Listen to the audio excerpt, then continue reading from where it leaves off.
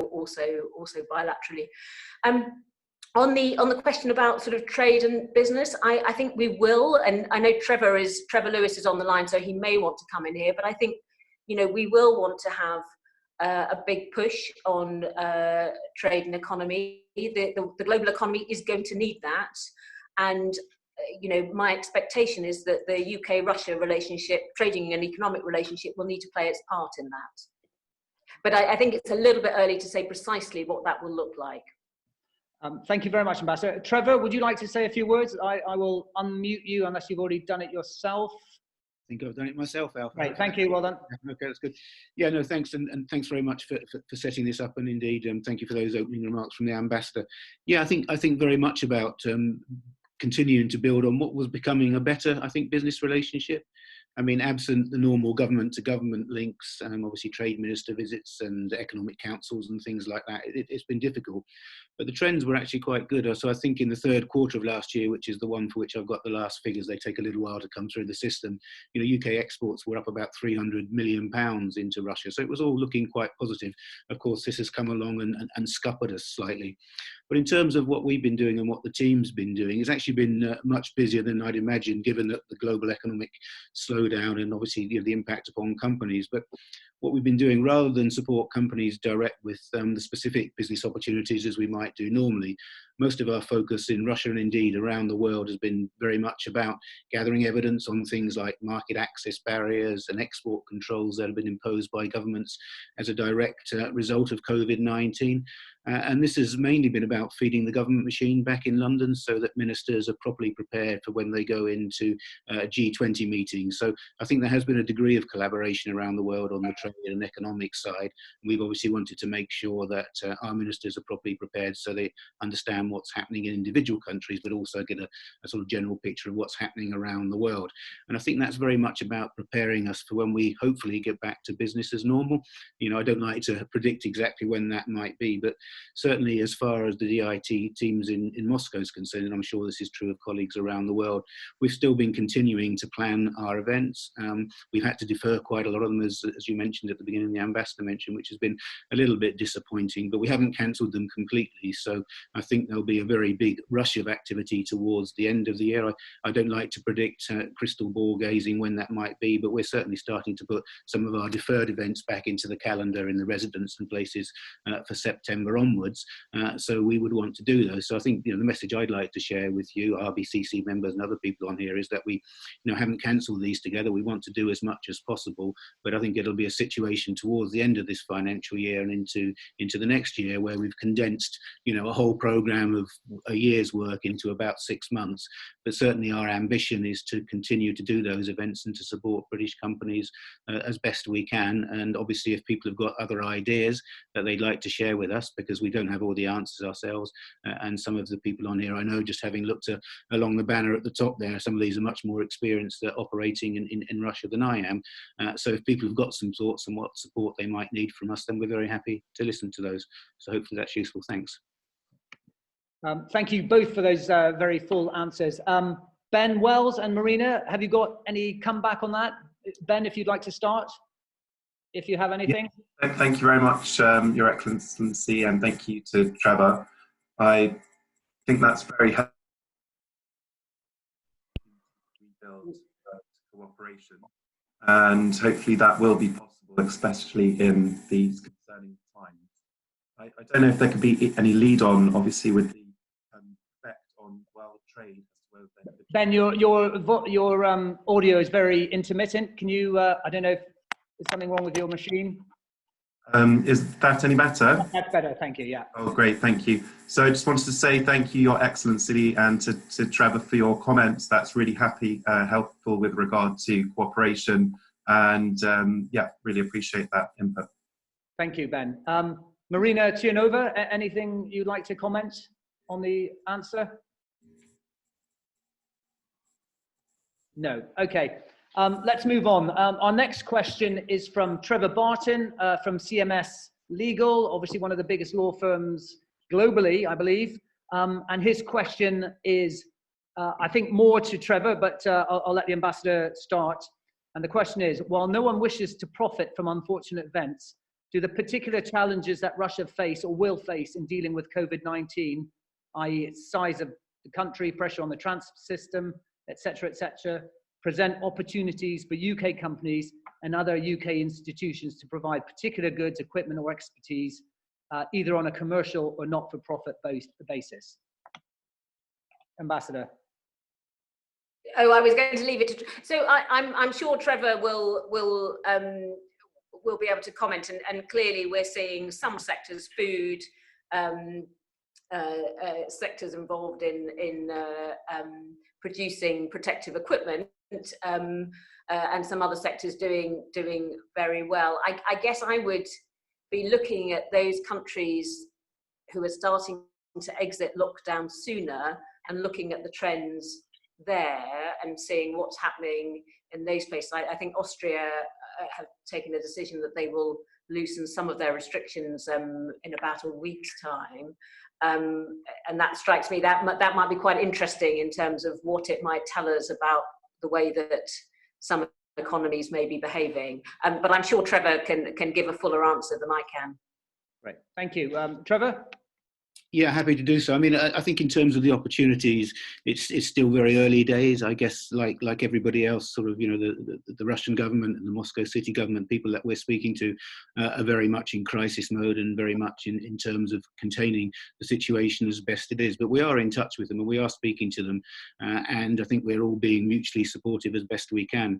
I mean, I think our assessment in terms of where Moscow is, and I think this is largely shared by the WHO, is that sort of in Moscow and the bigger city things might not be too bad and might be in a relatively good place, but that may not be the case in the regions. So there may be more demand from the regions for medical equipment and support. But in terms of where the UK is, of course, you'll have been following the news yourself. So it's a situation where we have to sort of make sure that we're self-sufficient ourselves first before we can look perhaps to support some of these opportunities overseas. But we are in touch with the authorities, and in areas like obviously medical and support of that type of nature, then we wouldn't do anything without the request of the Russian government or the Moscow city government, and that's not there at the moment. But we are working with them, and we will continue to work with them to identify some of these, you know, opportunities as and when they occur. And I think more generally, we've had quite a good dialogue with the Moscow city government over the last month or so, mainly in terms of day-to-day stuff that's happening in Moscow, but perhaps also in terms of, you know, rebuilding and boosting that relationship so that when we do get back to normal, we're in a better place to see what those opportunities might be. So I don't think, in answer to Trevor's direct question, that we're aware of any specific opportunities that we can address at the moment, but we are in touch with everybody I think we need to be speaking to, and if those opportunities do come out, then of course we would feed those into the British business community and see who we can identify who's well equipped to support them and deliver you know, the business that the Russians might be looking for. Thanks. Trevor, any comeback, or would you like to comment? No, that's absolutely fine. Thank you both for those comments. I suppose, you know, Russia is a interesting country in this circumstances because of its sheer size, and I was just wondering on the sort of warehousing, transport, and all that sort of thing, how the Russians are coping from that perspective, just with the sheer size of the country, and if Britain's quite well developed expertise in that sort of thing can be of any help, particularly Trevor. Do you think that might develop? Well, it might develop, Trevor, but if I'm perfectly honest, I think it's very difficult for us to understand exactly what's happening in the regions. You know, it's difficult sometimes to understand exactly what's happening in Moscow, let alone what's happening in some of the far-flung places. So we have been speaking to people. So I'm speaking to colleagues and business contacts in St. Petersburg and in Sakhalin. So, and obviously we've got a consulate general in Ekaterinburg. So we are getting some feedback, but it's not reaching out into the hinterlands. But I'm sure you're probably right that there are problems in doing that. That might be something we could address in time, but at the moment I think it's very much a crisis situation, and we're in a position to help under those circumstances. But it's not that we couldn't look at this again, because if people are thinking, as I know some people are around the world, about a second wave, if there's a breather in between and we have identified where those gaps might be, then that might be the time to address them. Thanks. Okay, thank you very much. Okay, thank you very much for that interesting conversation there. Our next question is from Sean Hunter. He works for MDM Print in Vizyevolozhsk, and his question, I think, is primarily to the ambassador, but obviously Trevor will have something to comment on it as well. And he asks, you always knew you were arriving at a difficult time. Now with the virus on top of this situation, what will your first steps be post-virus, taking into account Brexit and the fact that the global economy may go into recession? Yeah, so again, a really good question. And obviously I'm looking forward to having that problem. What I'm hoping that in the second half of the year, which hopefully is when we're at least sort of out of the first wave, you know, that we will have a major focus on rebooting the global economy. I think it's quite clear that just as looking back a few years when we had the global financial crisis, countries needed to work together to keep the economy going and get it moving again. That will continue to be the case, I think. And as I've said, G20 countries and others, but the G20, the largest 20 global economies, and that includes the UK and Russia, are meeting virtually, but they are in regular contact in order to try and coordinate efforts. And working with the big international financial institutions to do this. So I think that will be a big focus throughout the year, but particularly picking up from the summer on the end. You know, we have, many of you will know that we have, with the UN, taken the decision to postpone COP26, the next big conference of the parties on climate. That was due to happen in November in Glasgow. I think we'll be picking up that work again. And again, you know, Russia as the world's fourth largest emitter, but also as the country with the largest boreal forests globally, so a massive potential as a carbon sink. I think that's an area both where on a political level we'll be looking to work with Russia, but I think there may also be quite a lot of business opportunities in the low carbon sector as well. And you know, we'll also have to, you know, the sort of the normal list of issues that we deal with, particularly at the United Nations, of conflicts and so on. Unfortunately, I'm sure that will continue. But I think, as Trevor's already alluded to, we will have to also step up preparations for a possible second wave of the pandemic. And again, that will involve, you know, close international working, and hopefully we will have had a chance to draw breath and learn some of the lessons from this first wave, so that we can work together in an even more coordinated and productive way. So I'm expecting, we will also, I'm sure, come back, you know, the whole year is commemorating the 75th anniversary of the end of World War II. I'm sure will continue to be important. In Russia, it will be important in the UK. And again, working out how we do that in the right way, I think will also be a major feature. Thank you. Trevor, would you like to add anything to that? Or? Yeah, only a very quick bit. Of course, this is obviously before or just as the COVID-19 sort of pandemic started to become sort of apparent to everybody. But we had you remember we had the budget, and there was quite a lot of support in the budget, extra support to help the exporters in the UK in particular. And one thing in particular was an extra £5 billion worth of UK export finance that was set aside globally. So that's the stuff, and some of the work that had already just begun. Obviously, with, you know, the government settling in, the new government just settling in. So I was hopeful then that we would get more support for the exporters in particular, and that work had begun, but I just don't think it's been completed yet because of obviously the fact that everybody's now distracted by COVID-19. But I hope that that will be revisited in view of the sort of decline in the global economy anyway, and that there might in fact be more support for British companies who are looking to go overseas and grow their business overseas. But I don't know exactly what that might be yet, because it's still very early days, but I'm pretty sure the government will be considering that. And I think that's partly when I mentioned it at the beginning, the fact we're being asked to produce more evidence for people in terms of where the declines might be and where the blockages might be. So I'm hoping we get a bit of a push there. But I'll say there's nothing apparent that I can refer to at the moment, but I'm pretty sure there'll be an extra push, because this is all part of the new government's thrust, was to grow, you know, the trading side of the UK anyway. So I think they're going to have to do more to support that. But exactly what that might look like, I think it's a bit early to say. Thanks. Great. Thank you very much, Trevor. I'm delighted that Judith Slater has joined us. I didn't realise, I would have mentioned her before if I'd known. Judith is the UK's Trade Commissioner for DIT's Department of International Trade's East European Central Asian network, within which Russia sits. So she has a very much more of a regional view.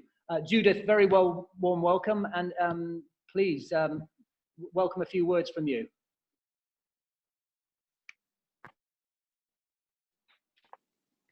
There we are. Can you see me? Yes, yeah, see you and hear you. Welcome. I just wanted to say hello to everybody, and just to say that my main function, I mean, you just described what I'm doing, and I work very closely with Trevor. As I say, I have a sort of more of a regional overview. I'm sitting in Istanbul. One of the positive, if there are very many sort of aspects of this crisis, is that I now have a much more direct line into ministers in the Department of Trade than we had prior to the crisis, because we're having daily update calls, and I get an opportunity to feed things in. So I just wanted to sort of advertise that to the folks on the call, and to say, I mean, I agree with everything that Trevor and the ambassador have been saying. I hear from Liz Truss, the Secretary of State, every morning just how focused she is on both the macro side of this with her G20 colleagues, and making sure that we come out the other side with protectionism not having reared its head again, and that the world is sort of moving forwards with trade open and supply chains open and all of that. And then at the very practical level of things, there's an awful lot of work going into procuring PPE equipment, ventilators for the UK. But also, I mean, I'm having conversations with a lot of businesses here, and many of them are actually talking to the Turks and getting involved in things like, for example, I was talking to Unilever, they're donating Domestos to hospitals. Vodafone is offering educational communication facilities free. McDonald is offering to help with the logistics of hospitals. So there are things that the British businesses are doing here in Turkey to sort of get a foot in the door, even if they didn't have one before, in certain aspects of the Turkish economy. And I suspect there may be similar things which people could be doing in Russia. But so I really wanted to just say hello. I'm actually going to have to leave the call in a minute, but I'm here. Trevor knows how to get hold of me. Anybody who wants to get hold of me, I'm here. I mean, in a way, we're closer than we were before, because we're doing all these Zooms and Teams and everything else. So I'm here at the end of a phone, or the end of a Zoom, the end of a Teams, if anybody wants to talk to me about anything. And probably what the value that I can add is I've got this close direct line into what's going on in Whitehall, so in the Department for Trade in particular. So if anybody's got any questions or things they want to talk to me about, I'm here. So just wanted to say hello and good luck to everybody, and may this pass as soon as possibly can. But I'm going to have to go and chair another meeting now, but I just wanted to say that, and good luck. Judith, thank you very much. We hope to do this as a more regular occurrence, and perhaps you join next time in a slightly more formal role. No, I'd love to do that. Great. Thanks. Good. Thank you very much. Okay, moving on. Our next question is from Alexander Smotrov from Global Council, well known to us, good friends of the Chamber. His question is more on the consulate side, and his question is, what is the procedure for tourism, student visa, business visa extensions for those who are forced to overstay their UK visas while already currently in the UK?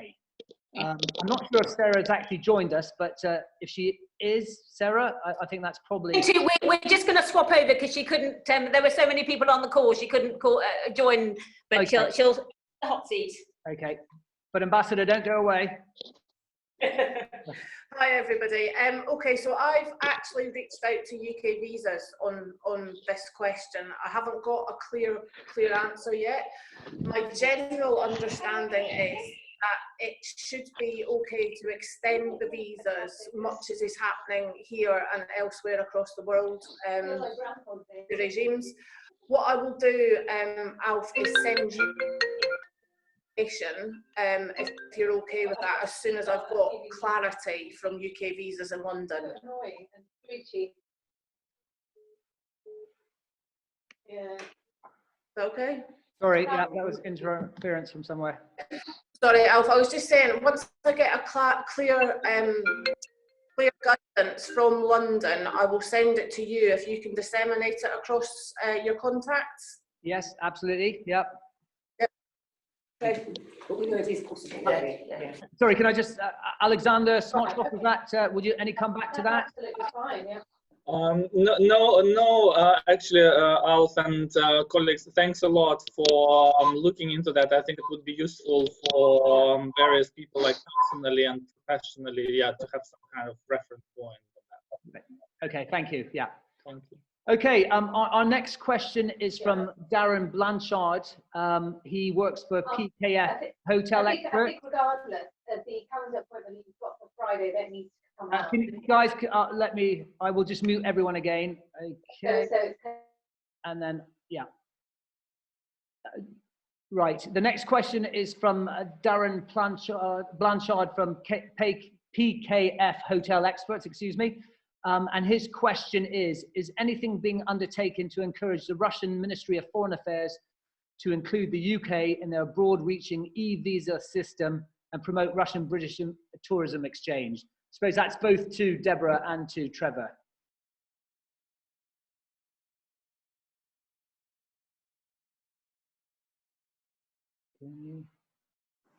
Sorry, I'm just unmuting myself because you had muted as all.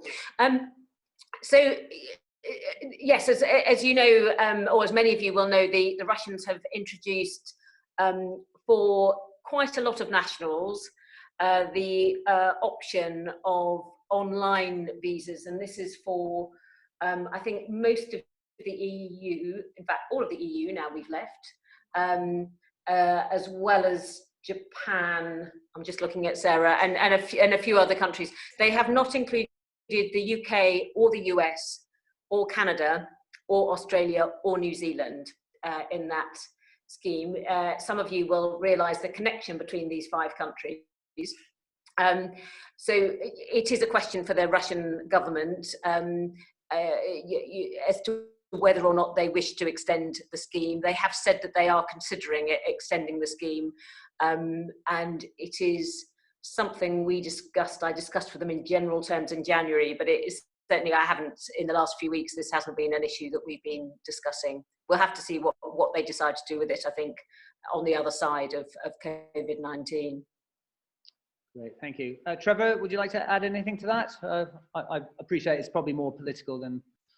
Yeah, I think it is more political, Alf. The only thing I would say, I think it would be, be good if that did happen. There were more, British nationals coming here and coming on holiday and bringing UK fashion and UK sort of, ideas and thinking with them, and concerts and music and all that kind of stuff. So that would be good for the bilateral relationship. But I say not in our control. Thanks. Yeah. Okay. Thanks. Okay. Our next question is from Anthony Goodwin from Antal. And Anthony, you may have to explain this one yourself, as it sounds a little bit technical. But you've asked, will we be, and that's your HR company, will we be disadvantaged to system-relevant companies as one of our local competitors has been designated? Tony, would you mind just sort of elaborating on that, please? Sure. I've had. First of all, thanks very much for putting this on, and thank you, Ambassador, for taking the time to speak to us. I think it's very important that we keep lines of communication open at all times during these really stressful times. So very much appreciated for the RBCC to be putting this on for us. But one of the questions that have come up from my management team in Moscow, we've been there for 26 years now, Antal, doing jobs and recruitment and headhunting. And is this list of, I think, 664 companies that have been designated system-relevant companies. Some of them are American, like McDonald's and Pepsi, and but one of them, controversially, is PhoneBet, which is a betting company, as you know. I think it's based on the number of people employed by these organisations. And clearly, at 150 or so staff, we're not infrastructurally important enough to be on there. Nevertheless, we are concerned that one of our competitors is, because they supply a lot of temp and contract staff, or outstaffing, I think it's called in Russia, to these clients on the list. So where does that put us in terms of, many of you may be familiar with the term furloughing of staff, which means that our government and the Italian government and the Spanish government are looking at paying staff that aren't working 80% or a significant portion of their salaries. does that mean that only these companies in the system relevant category will get that kind of support, if indeed anyone's going to get that kind of support? And what support is open to us as a company that's been in Russia for 26 years, very successfully gone through thick and thin, if you like. Whereas a locally grown company almost certainly will get some kind of support. Trevor, I think that's one for you. Yeah, well, I mean, I'm happy to look into this and see what we can do. Obviously, in terms of companies that are based here and companies we want to support, we want to see a level playing field so that everybody's treated fairly. But obviously, the decisions on this are being made by the Russian government, so it might be limited in terms of what we can do. But we're certainly happy to look into it. I can take this offline and discuss it separately and get a little bit more detail. It also occurs to me it might be, because I know that the Association of European Businesses are discussing quite a lot of these similar sort of issues, and some of the stuff that came up over the last couple of weeks about passes and the ability for people to move and queue cards and all this kind of stuff. So they're also probably a good organisation to look into this, because they'll have that collective weight of all the companies similar to yourselves who may be suffering. But happy to take it offline and get a little bit more detail, and then see what we can do to support you from there. Thanks. Okay, and one final question tying in with, thanks for that, Trevor. Tying in with the previous question, I think on travel and tourism. I was down for the St. Petersburg White Nights Marathon, my first ever, on the 28th of June, which I wasn't particularly looking forward to be honest. I just wondered, is that likely to be postponed now? I would have thought yes, but I just thought I'd ask anyway. So, the honest answer is we don't know. They've postponed a lot of things, but at the moment the government is... there is speculation that the All Russia vote on the constitutional amendments might take place in June.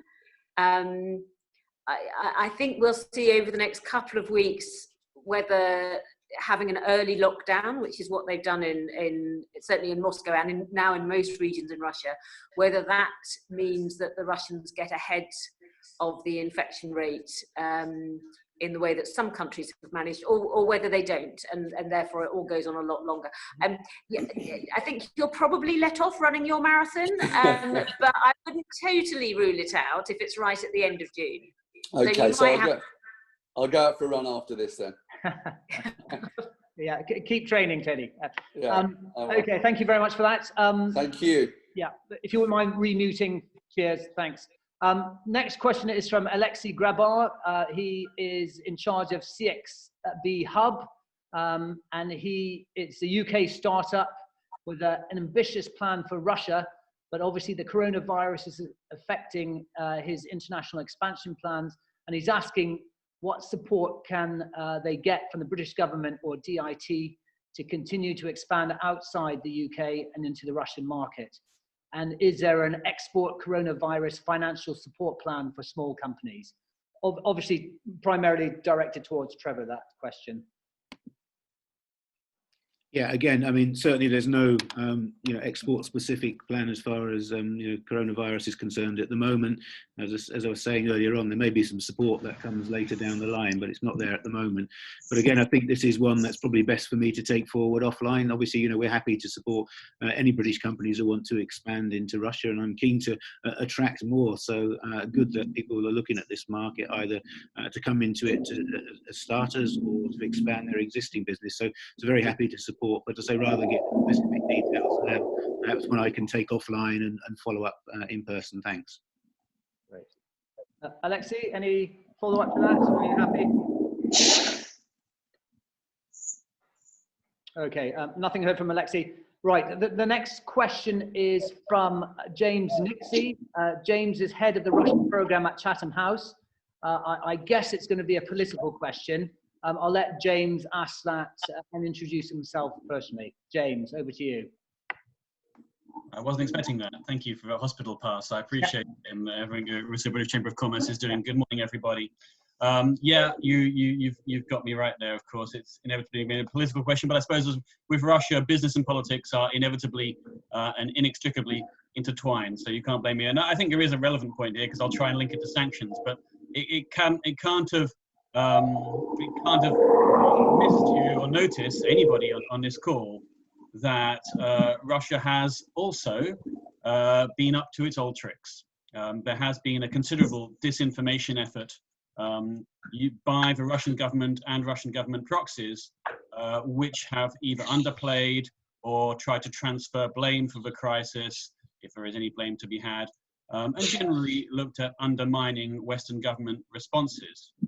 At the same time, I think that this is probably relevant in terms of the quite clear Russian government desire to lift sanctions on the idea that we're all in this together, which of course we are. So I wondered, Ambassador or anybody else who wishes to comment, if you could say if you are concerned about Russian efforts about disinformation, if you have had any time, or I'm sure you've had no time, if you had any time or capacity, shall we say, to deal with them, how you might deal with them, how worried you are about them, and if you feel actually, I suppose, this is an impossible question, silly question in a way, if you feel it will have any effect ultimately on decisions in terms of lifting sanctions. Thank you very much. Ambassador, before you answer that question, I'm just going to mute everyone again. Some people have unmuted, we're getting some feedback. And then Ambassador, if you unmute yourself. Thank you. Okay, yeah, thank you, Ambassador. Yeah, great. Look, thanks. So another great question. So you know, we've certainly seen on Russian state television and in some cases elsewhere some pretty sort of wild and wacky stuff, principally blaming the US. For starting COVID-19, but there was certainly something about the UK January, February, and even this week there was an article published in a journal which actually, James, you might read from Chatham House, but I suspect nobody else does. Interestingly, that article blamed the UK for COVID-19. It was spectacularly badly timed, coming out on the day it was announced that our Prime Minister was had to go into intensive care, and in fact they've now withdrawn it, which is quite interesting. So yes, of course we're concerned about Russian disinformation, and not just the UK. I've heard other ambassadors and other governments, and that is something that we are, you know, talking to the Russian government about. You know, I don't think it helps them. It doesn't help improve their reputation. And I think, you know, we've heard from the Russian government, we've heard from President Putin. He said this at my credential ceremony, that he wants to improve the relationship with the UK. So we are, of course, you know, clear that one way of doing that is not to allow the spreading of falsehoods and rumours. And obviously it's important that all sides, particularly I think around COVID-19, where there's a lot of misinformation, not at all not automatically government sponsored, but there's a lot of misinformation going around. You sort of raised the issue, sorry, I've just scribbled down, what you raised the issue specifically around lifting of sanctions. You know, no, I don't envisage that there will be a shift in our policy, because we haven't seen a shift in Russian behaviour, you know, in Crimea, in the Donbass, and so on. But that isn't an issue that, you know, at the moment the British government is focused on tackling COVID-19 in the UK, helping British citizens get home, helping countries that need assistance with tackling COVID-19 themselves, helping funding the search for a vaccine. And as I've said, we are helping other nationals, including Russian nationals, get home where we can. And as I said earlier, the Russian government have been helping us too. So that's our main focus, but we haven't forgotten about everything else, and work on the other issues also continues, while the main focus is on COVID-19. Is that enough of an answer to your question? Absolutely, Deborah. Thank you very much indeed. Great, thank you very much. Okay, our next question, which I had and I've just lost, it's from Guy Eames. He's chair of the Russia Green Building Council.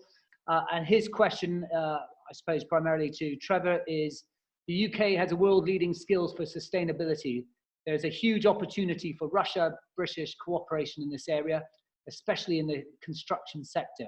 Is there any immediate support available? Trevor. Yeah, thanks, Alf, and thanks, Guy. Well, not immediate and direct support as far as that's concerned, Guy, but you know, from our separate conversations and the event that we held with the RBCC back in Cambridge, this was a theme that came up quite a lot, and there was quite a lot of interest from the Russian government side and the city authorities. So it's definitely something that we're following up. We were looking into it, but of course we've been sidelined a bit over the last couple of months or so because of COVID-19. But it's definitely one that we'll come back to. I think, as the ambassador mentioned in her opening remarks, obviously the work that we're doing around COP26 is very directly linked with this, related to this. So we do think there are business opportunities there. We do think there are specific opportunities for UK companies, but we need to find the right Russian partners to work with. So there is some interest, and I think we have made some progress on it, but not as much as I'd like. And it's certainly an area that we'll focus on much more, over the coming months. And I think, as you're aware, Guy, we did take, linked to this, we took a waste management delegation to the UK, partly looking at turning waste into energy, which was kind of indirectly linked to this. But what was interesting on that was that we initially had 40 Russian companies and partners who wanted to come. The numbers reduced nearer the time because of COVID-19, but it did again suggest to us there was a lot of interest in what the UK had to offer in this general green sphere. So it's definitely an area that we're going to focus on and look for opportunities. Thanks. Thank you, Trevor. Right, the next question is more of a consular one, and it comes from Oleg Polintsev.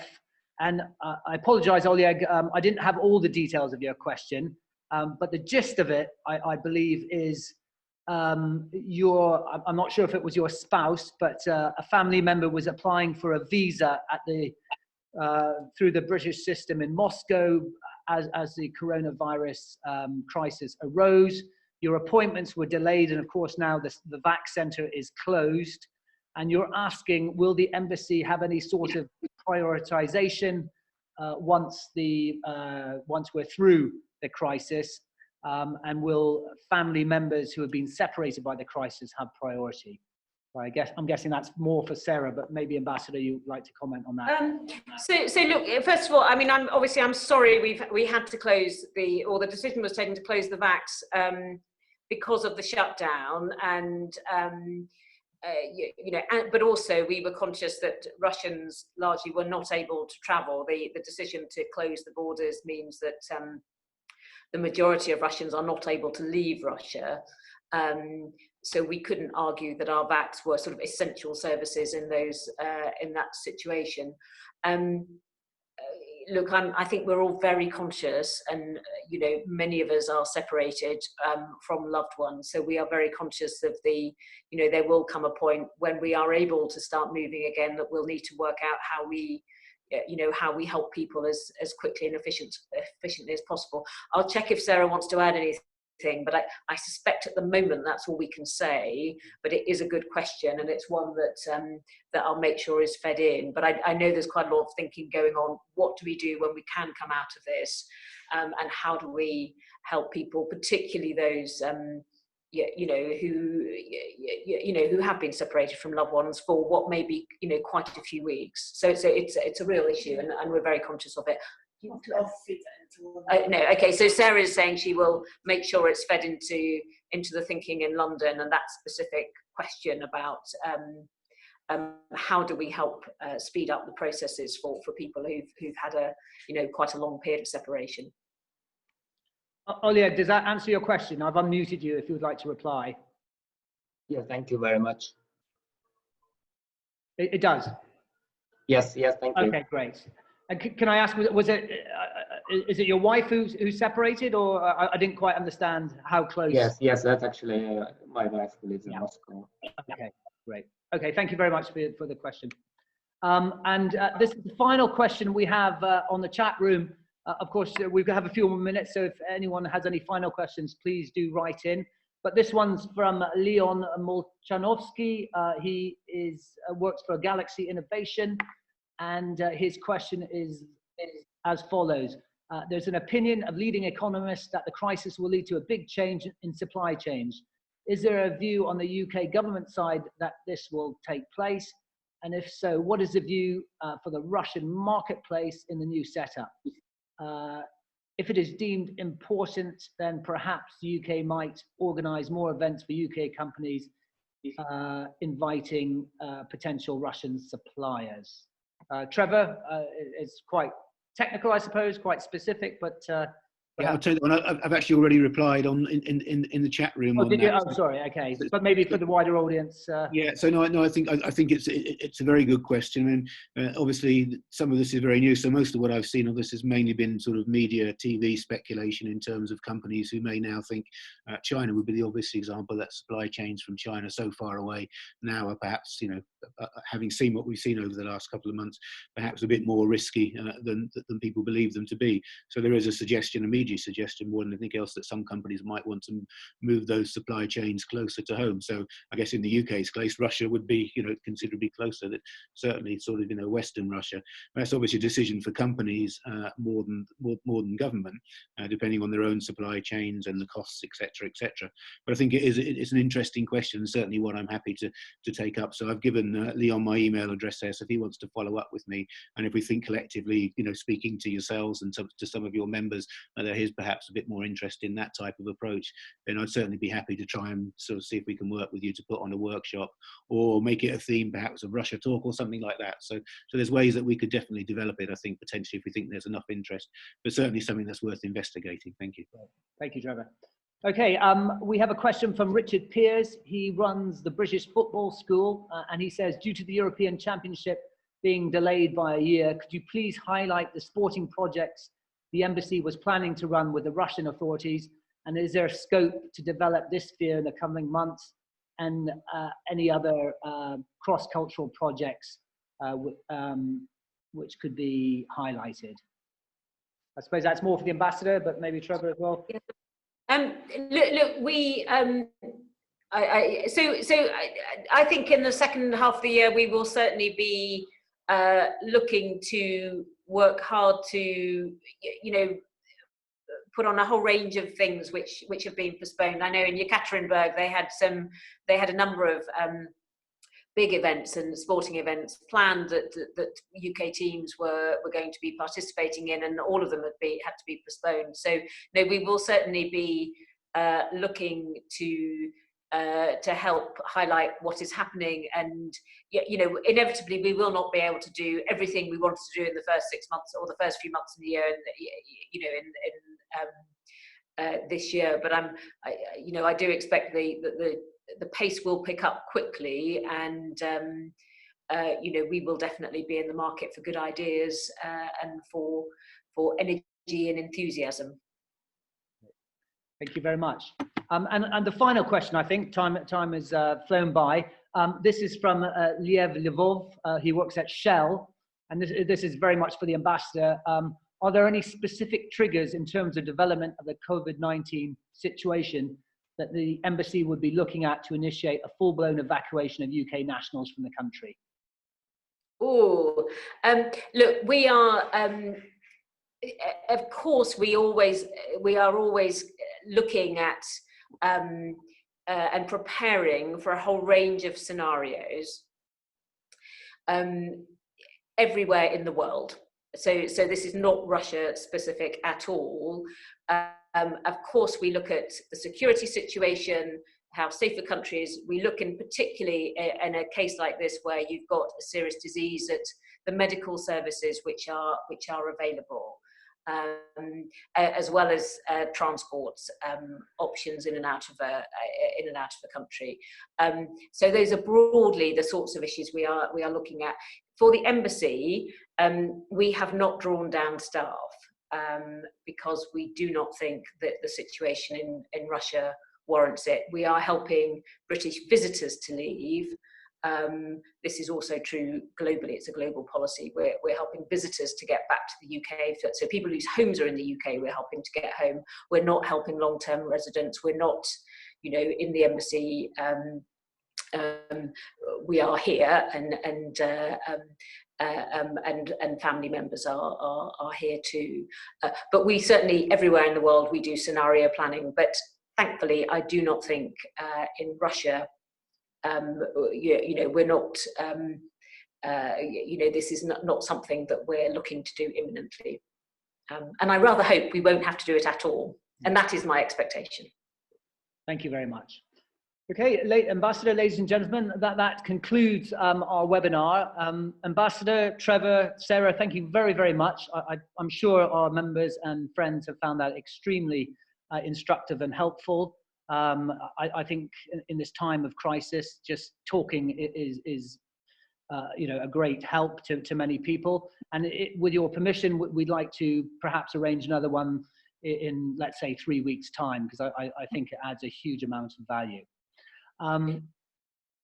So Alfie, if I may just thank the RBCC and all of you, and as I say, we had planned rather a lot of engagements with business over the last few months, so it's great to be able to do this. I'm sorry we weren't able to do all the other things we had planned, but certainly very happy to do this again when it's useful, and to you and to the membership. Great. And of course, thank you to all the membership for participating today. This is one of a series, and next week we are having a webinar with Chris Weafer from Macro Advisory. Many of you will know Chris. He's one of the most respected economists in Moscow, and again, that should be a very, very instructive webinar, so please do join us then. But from me, thank you very much. Keep safe, and we're here to help. If you've got any questions, please do let us know. If not, we'll speak to you next week. Thank you very much. Bye-bye. Bye-bye.